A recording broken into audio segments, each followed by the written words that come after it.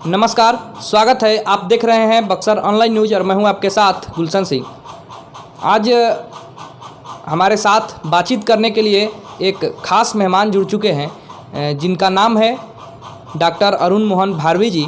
और इनकी संक्षिप्त में आपको जानकारी दे देते हैं, परिचय दे देते हैं कि ये लगभग 20 वर्षों तक जो हमारे बक्सर ज़िला का पीसी कॉलेज है उसका संस्थापक प्राचार्य रहे हैं। और अब तक इनका लिखा हुआ भोजपुरी साहित्य और उपन्यास की किताबें दर्जनों हैं जिनकी संख्या गिनी नहीं जा सकती है। इसके अलावा इन्होंने हिंदी की भी कई रचनाएं लिखी है, कई पुस्तकें इनके अभी मार्केट में है। और इसके अलावा इनको भोजपुरी में, चूँकि इनके द्वारा काफ़ी साहित्य पर मेहनत किया गया है, उपन्यास पर मेहनत किया गया है, इसलिए इनको भोजपुरी में लोग प्रेमचंद भी कहते हैं। तो आइए बातचीत के क्रम को शुरू करते हैं। सबसे पहले तो प्रोफेसर साहब, हम आपका अपने चैनल में स्वागत करते हैं। धन्यवाद जी। आपसे जानना चाहेंगे कि आप भोजपुरी को बढ़ावा देने के लिए अब तक लगातार प्रयासरत हैं, तो कब से मतलब आपके विचार आया कि हमको भोजपुरी में, क्योंकि आप तो हिंदी का भी लिखते हैं, किताब लिखे हैं, तो भोजपुरी साहित्य को लेकर के क्या आपके मन में विचार ऐसा आया कि आपने इतनी किताबें लिखी, आपको लोग प्रेमचंद बोलते हैं? भोजपुरी में मेरी पहली रचना 1972 में प्रकाशित हुई थी।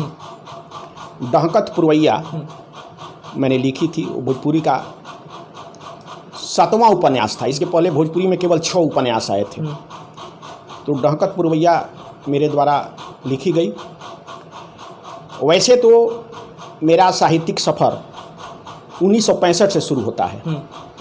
1965 में मैंने हायर सेकेंडरी की परीक्षा पास की बक्सर हाई स्कूल से। उसके बाद मेरी रुचि थी साहित्य के प्रति, मेरा रुझान था पहले से और ज़्यादा बढ़ा। इसके भी एक कारण है। इसका जो सबसे बड़ा कारण है वह यह है कि हमारे यहाँ बक्सर हाई स्कूल में एक बड़े ही मेधावी शिक्षक हुआ करते थे उस ज़माने में। अच्छा, आपके उस ज़माने में, मेरे ज़माने से पहले, उनका नाम था आचार्य रजनीकांत शास्त्री। वो ज्योतिष के प्रकांड पंडित थे और हिंदी के बहुत बड़े विद्वान थे। वैसा विद्वान बक्सर हाई स्कूल में आज तक न कोई हुआ, न आया, न आने वाले समय में आएगा। उनसे प्रभावित आप हुए? हाँ, उनकी कई किताबें थी। हिंदी काव्य, तुलसी काव्य मीमांसा उनकी किताब है, ज्योतिर्गणित कौमुदी है, नवीन मूल रामायणम है संस्कृत में, ज्योतिर्गणित कौमुदी है, और उसके बाद हिंदू जाति का उत्थान और पतन है। ये सारी किताबें पुस्तक महल इलाहाबाद से छपी हैं। तो बहुत विद्वान व्यक्ति थे। तो मैं उनके घर में बहुत दिनों तक, पिताजी थे मेरे डॉक्टर शारदा प्रसाद जी, तो उनकी सारी किताबें मुझे मिल गई। उनका लाइब्रेरी मुझे मिल गया। अच्छा। और मेरी जो परदादी थी श्रीमती धरीक्षणा कुंवर, ये जिले की सबसे बड़ी दानवीर महिला थी। इनके नाम पर डीके कॉलेज है। हमारे बाबा थे श्री कृष्ण प्रसाद, उनके नाम पर हाई स्कूल है डुमरी में। SP Jain college, SP high school. तो ये जो कृष्ण प्रसाद हाई स्कूल उनका नाम है ना। तो यहाँ डीके धर्मशाला है, कोइलवर का टीबी हॉस्पिटल उन्होंने बनवाया, है ना। तो ये सब काम उन्होंने किया। बक्सर में 1936 में लड़कियों के पढ़ने के लिए गर्ल स्कूल खुलवाया यहाँ भूमियारी स्कूल के बगल में। तो उनके पास भी बहुत बड़ा लाइब्रेरी था, वो भी बहुत पढ़ती थी। तो ये सारी किताबें हमको मिल गई, तो एक रुचि हुई। इतना किताब हमको, हाँ, पढ़ने लगा मैं कि भाई क्या लोग पढ़ते थे। तो मैं उस समय विद्यार्थी था, तो धीरे धीरे साहित्य के प्रति मेरी रुझान हुई। और उस समय मैंने ये देवकी नंदन खत्री के सारे उपन्यास पढ़ लिए। तो एक लगा कि मैंने हमको भी कुछ लिखना चाहिए, हमारा भी नाम छपना चाहिए। तो 65 में मैंने पहला मेरा उपन्यास आया था, बाल उपन्यास, और अरुणोदय नाम से आया था 1965 में। बच्चों के लिए एक उपन्यास मैंने लिखा। फिर 70 आते आते तो एक आलोचना की किताब मैंने लिख दी, कथाकार वर्मा उपलब्धि और संभावनाएं, हिंदी में प्रकाशित हुई। और उसके बाद तो ढेर सारी किताबें लगातार आती गई मेरी। उसी समय से, विद्यार्थी जीवन से ही मेरी किताबें आने लगी। तो इस तरह से मेरा साहित्यिक सफ़र शुरू हुआ। अच्छा, अब तक आपने कितना किताब आपके द्वारा लिखा जा चुका है भोजपुरी में और हिंदी में मिला करके? करीब 2 दर्जन के आसपास किताबें मैंने लिख डाली। कुछ छपी, कुछ नहीं छपी, कुछ बहुत बाद में छपी। तो इस तरह से करीब करीब 2 दर्जन किताबें और बहुत सारी पुस्तकों की मैंने भूमिकाएं लिखी, जैसे अपने मित्रों की और लोगों ने जो किताबें लिखी, तो करीब 3 दर्जन पुस्तकों की मैंने भूमिका हमसे लोगों ने लिखवाई है कि भाई हमारी भूमिका लिख दीजिए। तो बहुत सारे लोगों की किताबों की मैंने भूमिका लिखी, कई किताबों का मैंने संपादन किया। जैसे हमारे ज़िले के सबसे बड़े कवि गणेश दत्त किरण हैं, उनकी एक बहुत बहुचर्चित रचना है बावनी, तो उसका मैंने संपादन किया उनके मरने के बाद। और उनके जो कविता थे उसका हिंदी में अनुवाद, और जो गैर भोजपुरी भाषी लोग हैं उनके पढ़ने के लिए कि वो भी भोजपुरी की गरिमा, उसके गौरव से परिचित हो सकें, उसके लिए मैंने बावनी तैयार किया। जी। अच्छा, कोई विशेष किताब आपके द्वारा जो साहित्य ऐसा हो, जो उपन्यास हो, जो पूरा चर्चा में उस समय आया हो आपके लिखा हुआ? देखिए, भोजपुरी में मेरी जो पहली पुस्तक आई डहकत पुरवैया, तो उस ज़माने में ये 72 में मैंने लिखी, 73 में किताब ये छप गई। तो उस समय बड़ी चर्चा में आई किताब ये। इसका एक कारण था। कारण यह था कि उस समय भोजपुरी में केवल 6 उपन्यास लिखे गए थे। मेरा 7वां उपन्यास था, इतने कम उम्र में मैंने लिख दिया था। 50 का मेरा जन्म है और 72 में, माने 22 साल की उम्र में किताब मेरी आ गई। तो ये बहुत बड़ी बात है ना, 22 साल का एक छोटा सा बच्चा किताब लिखने लगे, तो एक बहुत बड़ी उपलब्धि है अपने आप में भी। आपको बहुत खुशी हाँ, हो रही है। तो 72 में मैंने, और उस समय देखिए भोजपुरी की प्रकृति को समझना चाहिए। हम लोग आदर्शवादी लोग हैं, भोजपुरिया जो लोग हैं वे आदर्शवादी लोग हैं, आदर्श को मान करके चलते हैं। उनके दिमाग में है कि भाई अच्छा होना चाहिए, हमारा आराध्य कैसा। हम लोग विश्वामित्र के क्षेत्र के हैं ना, महर्षि विश्वामित्र के। हम लोग ताड़का को पसंद नहीं करते हैं, है ना, हम लोग महर्षि विश्वामित्र को पसंद करते हैं। हम रावण के भक्त नहीं हैं, राम के भक्त, वनवासी राम के भक्त हैं। उसके पास कुछ नहीं है, वनवासी है, पिता ने उसको घर से निकाल दिया है, या राम अपनी प्रतिष्ठा, पिता के प्रतिष्ठा की रक्षा के लिए निकल गए हैं। तो हमारे आराध्य राम हैं, रावण नहीं है। हम धन संपदा के पीछे नहीं भागते हैं, वैभव के पीछे नहीं भागते हैं। तो वैसी परिस्थिति में हमारा जो भोजपुरी का समग्र साहित्य है वह आदर्शवादी साहित्य है ना, कि माने हम आदर्श रखें। तो हमारे पहले जिन लोगों ने उपन्यास लिखे थे वे सब आदर्शवादी थे। मैंने पहली बार प्रेमचंद से प्रभावित होते हुए यथार्थवादी उपन्यास लिखा है, डहकत पुरवैया। और मैंने उसमें यह बताया कि जो दूध बेचने वाला है वह झोपड़ी में रहता है, और जो दारू या शराब बेचने वाला है वो महलों में रहता है। जो राम राम कहता है वह तोता पिंजड़े में मर जाता है, और जो कुछ भी टाएं टाएं करते रहता है वो आकाश में स्वच्छंद विचरण करता है। ये बात मैंने पहली बार मैंने प्रतिष्ठापित कर, हाँ, डहकत पुरवैया के माध्यम से मैंने ये प्रतिष्ठापित कर। जी। अच्छा, पहले कहा जाता है कि पहले जो पाठक थे वो बहुत मतलब लोग किताबों में काफ़ी रुचि रखते थे। आज आप तो लेखक हैं, तो भागा दौड़ का ज़िंदगी जो है आजकल, तो लोग ज़्यादा समय नहीं देते हैं। तो आपके हिसाब से क्या अभी भी उस तरह के पढ़ने वाले, किताबों को, पुस्तकों से प्रेम करने वाले लोग अभी भी हैं? देखिए, उपन्यास साहित्य से, हाँ, आप बहुत खूबसूरत सवाल आपने किया है, बहुत सामयिक सवाल किया है। इस पाठकों की संख्या निरंतर साहित्य में कम होती जा रही है अभी। हाँ, अभी, और केवल हिंदी साहित्य में नहीं, भोजपुरी साहित्य, किसी भी साहित्य में।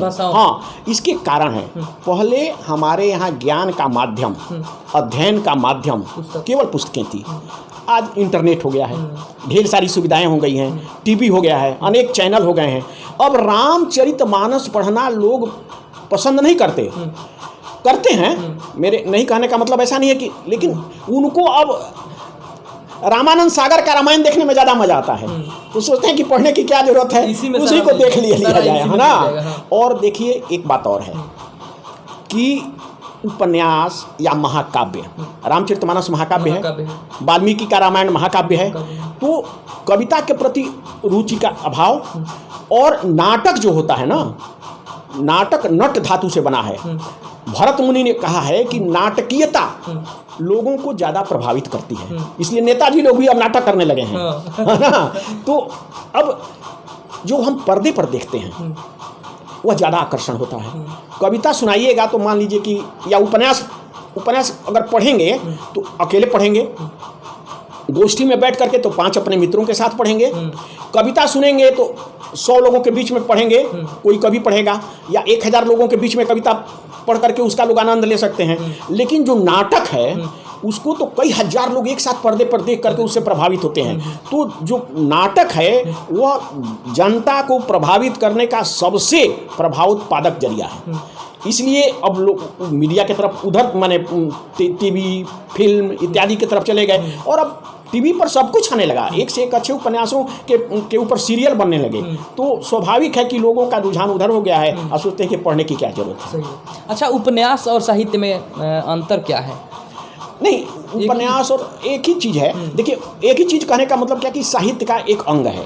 अब जैसे भारत है, और भारत और बिहार में क्या अंतर है? आप अगर सवाल करते हैं, भारत के अंदर बिहार है, हाँ, भारत के अंदर बिहार है और बिहार के अंदर बक्सर है। तो उसी तरह से साहित्य में कविता है, कहानी है, नाटक है, उपन्यास है, रिपोर्टाज है, शब्द चित्र हैं, रेखा चित्र हैं, यात्रा वृत्तांत हैं, है ना, संस्मरण है, ये बहुत सारे विधाएं हो जाती हैं। उपन्यास जो है वो साहित्य का उपन्यास का एक विधा है, उपन्यास एक विधा है।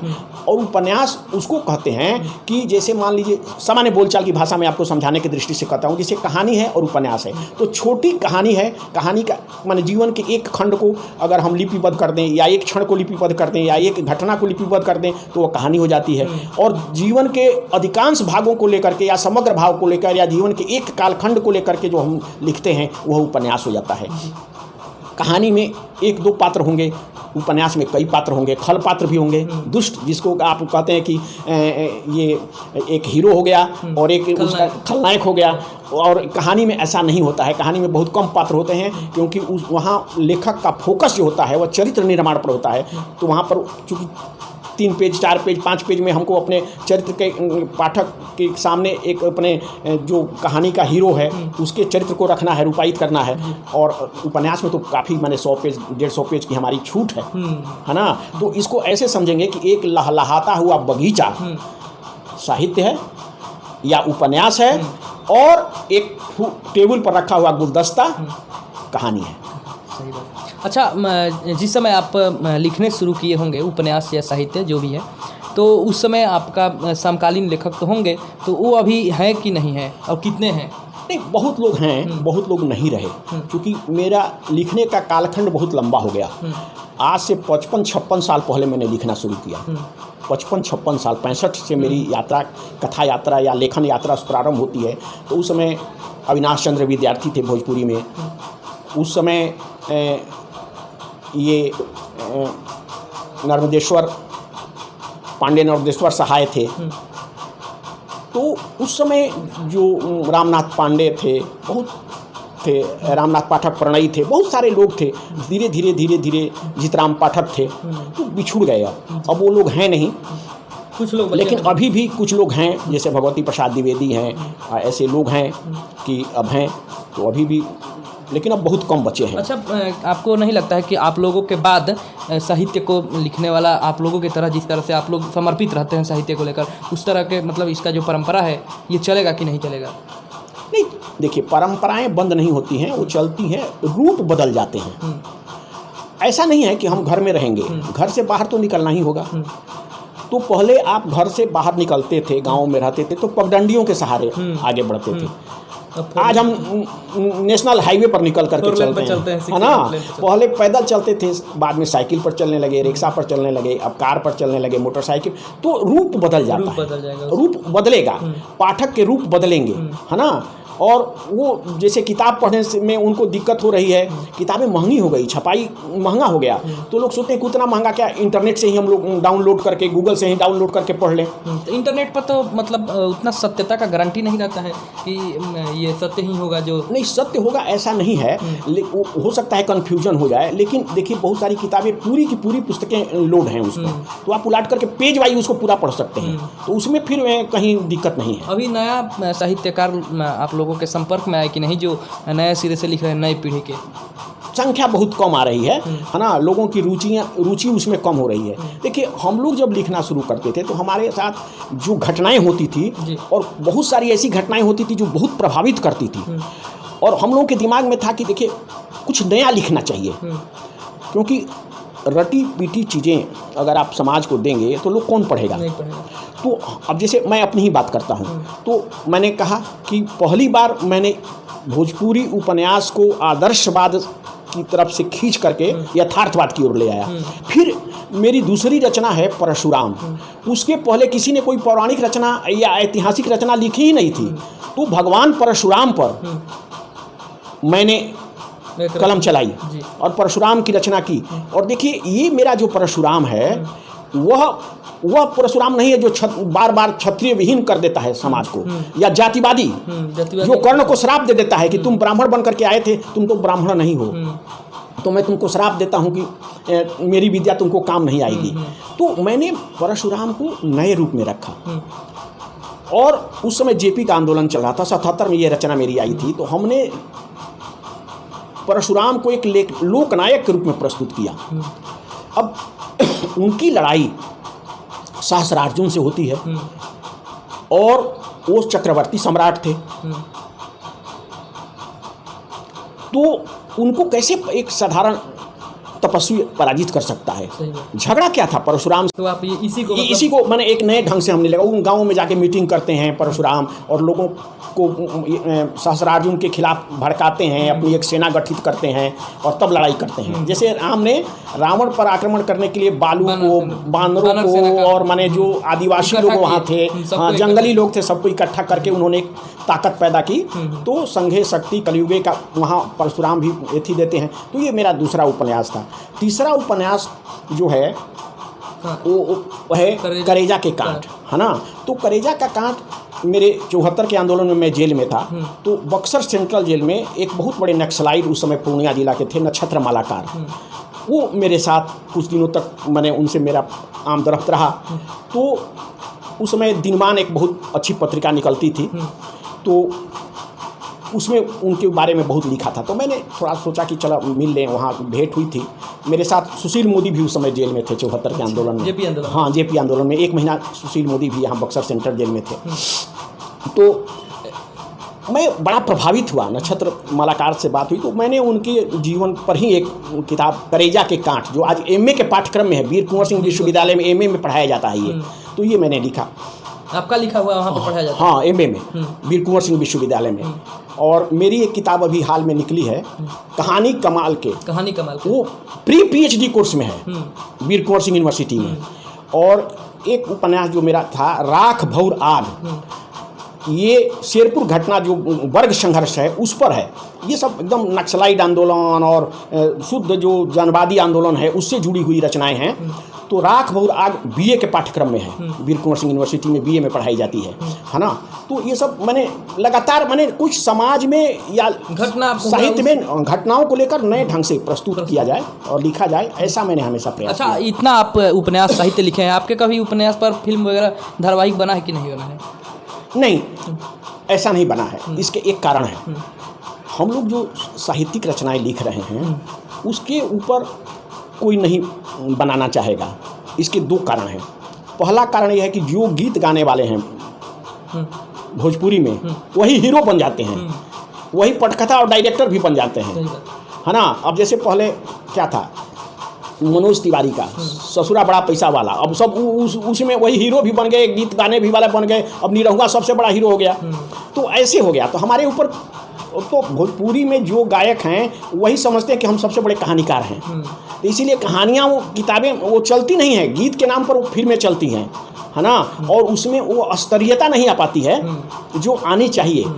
मेरे उपन्यास पाठ्यक्रमों में हैं, लोग पढ़ते हैं, प्रबुद्ध पाठक पढ़ते हैं। और एक काम आपको जान करके आश्चर्य होगा, मैं समझता हूं कि भारत का मैं शायद पहला व्यक्ति हो सकता हूं, या हो सकता है दुनिया का भी पहला व्यक्ति हूं। मैं एक ऐसा उपन्यासकार था जिन्होंने अपने उपन्यासों पर रिसर्च किया। आपको यह जान करके आश्चर्य होगा, मगध विश्वविद्यालय बोधगया से मुझे 1983 ईस्वी में भोजपुरी उपन्यास उद्भव और विकास विषय पर पीएचडी की डिग्री मिली। और उसमें मैंने अपने 4 उपन्यासों की चर्चा की।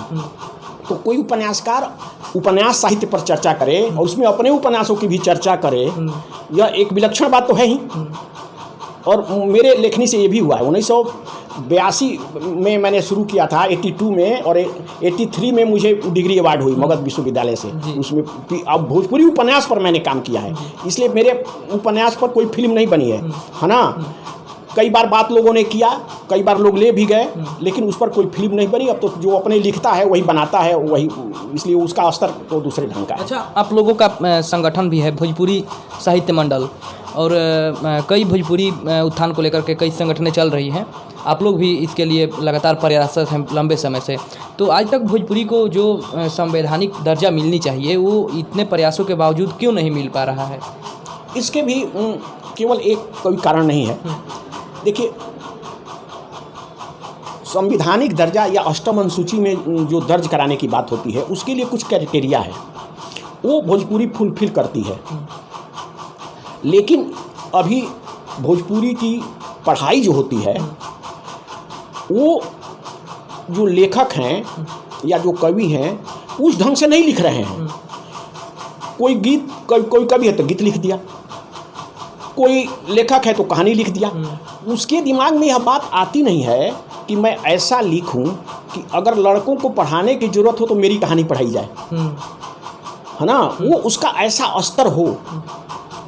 अब उसमें इतना ना श्रृंगार हम डाल दें कि कोई एजुकेशन है ना, कोई टीचर पढ़ाना चाहता है, उसके सामने लड़का भी बैठा है, कॉलेज में लड़की भी बैठी है, तो पढ़ाने में शर्माए नहीं, और लड़की भी शर्मा करके मुंह न छिपावे, और लड़का तो ऐसा साहित्य आना चाहिए ना, सबको देखकर चलना। हाँ, तो ये अभाव है हमारे यहाँ। अभी जैसे मैंने कहा ना कि मेरा उपन्यास राग बहुराग BA ऑनर्स में है, करेजा के कांट MA में है, प्री PhD कोर्स में कहानी कमाल का लगा है।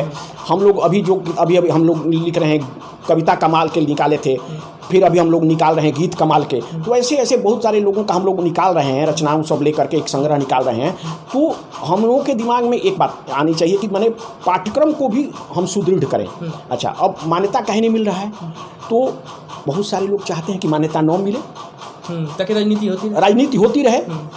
अब हमारे यहाँ जो भोजपुरी भाषा भाषी क्षेत्र के बहुत सारे MP हैं, लोग केवल बयान दे देते हैं, इलेक्शन में कुछ बोल देते हैं, 15-20 गो MP है हमारे यहाँ, और मतलब फिर भूल जाते हैं, उसके बाद भूल जाते हैं। उन लोगों को राजनीति से मतलब है। अच्छा, एक बात और, अभी एक सबसे जो खतरनाक बात हो रही है, भोजपुरी अश्लील भाषा है। ऐसा प्रचार, ऐसा कहिए प्रचार नहीं, इसको कहिए ऐसा कुप्रचार चल रहा है कि भोजपुरी अश्लीलता से भरी हुई है, भोजपुरी को ही गंदा कर दिया। हाँ, जबकि भोजपुरी में कहीं अश्लीलता नहीं है। अब देखिए, भोजपुरी में लोक भाषा है भोजपुरी, और हमारे यहाँ जो संस्कार गीत हैं, देखिए ये थीसिस पड़ा हुआ है भोजपुरी संस्कार गीत। अब हमारे यहाँ संस्कार में क्या है, बच्चा पैदा होता है तो घर में सोहर गाते हैं, है ना, फिर मुंडन होता है, तो फिर मुंडन में गीत गाते हैं, फिर जनेऊ होता है, फिर विवाह होती है, विवाह होता है, विवाह का गीत गाते हैं, फिर विदाई का गीत गाते हैं, है ना, मतलब विधि पर मैंने संस्कार मैंने ऐसे होते हैं। अच्छा, फिर देखिए सामयिक गीतें हैं, जैसे कि चैता है, बिरहा है, सावन में कजरी है, फगुआ है, होली है ना। इसमें कहाँ अश्लीलता है? हाँ, माँ हमको लोरी सुना के सुलाती है तो लोरी है ना। सुबह उठ करके गाते हैं तो पराती है ना। या फिर ये हम लोग अभी रोपनी कर रहे हैं, रोपनी का गीत है, तो इसमें कहाँ अश्लीलता है? सीजन का मतलब हर प्रत्येक सीजन हाँ, तो कहीं भी, या जतसार है, जाता चलाते समय माताएं गीत गा रही हैं, अपने को कि श्रम नहीं पता चले, थकान ना हो, तो इसमें कहीं अश्लीलता तो नहीं है। लेकिन अगर देखने का नजरिया अलग नहीं, नजरिया नहीं। देखिए, उसमें ऐसा है कि कुछ लोग सतही टाइप की चीज़, अब जिसे लिख दिए, वो कैसेट बन गया, वो ट्रक ड्राइवर अपने ट्रक में बजा रहा है, तो उसके चलते आप हमको गाली दे रहे हैं, पूरे साहित्य को गंदा बता रहे हैं। देखिए, साहित्य में गंदगी हर जगह है, कोई विश्व का ऐसा साहित्य नहीं है जिसमें अश्लीलता नहीं है, लेकिन कम है ना, कम है, या उसका प्रचार नहीं, लेकिन उसका प्रचार नहीं किया जाता है। अब जैसे कि आप समझिए कि कालिदास संस्कृत के सबसे बड़े कवियों में शुमार हैं। अब पता नहीं आपने पढ़ा है कि नहीं पढ़ा है, उनका मेघदूत, हाँ, मेघदूत, और उन्होंने लिखा है यक्ष और अपनी प्रेमिका के लिए लिखते हैं, मेघ को माने डाकिया बना दिए हैं कि तुम वहाँ जाओगे, उज्जैन में जाओगे तो वहाँ देखोगे कि मेरी जो प्रेमिका है वो सोई होगी, वस्त्र उसके अस्त व्यस्त होंगे, क्या क्या सब माने बहुत कुछ। तो वहाँ तो घोर अश्लीलता है। लेकिन इसके चलते संपूर्ण साहित्य को, या केवल माने कालिदास के ही संपूर्ण साहित्य को वहाँ श्रृंगार है, तो उसको श्रृंगार के रूप में हमको ग्रहण करना होगा। पूरे उस पर अश्लीलता का ठप्पा नहीं लगाया जा सकता है। उसी तरह से अगर कोई ट्रक ड्राइवर अगर कोई गीत बजा देता है तो उसके चलते हमको भोजपुरी को अश्लील नहीं करना होगा।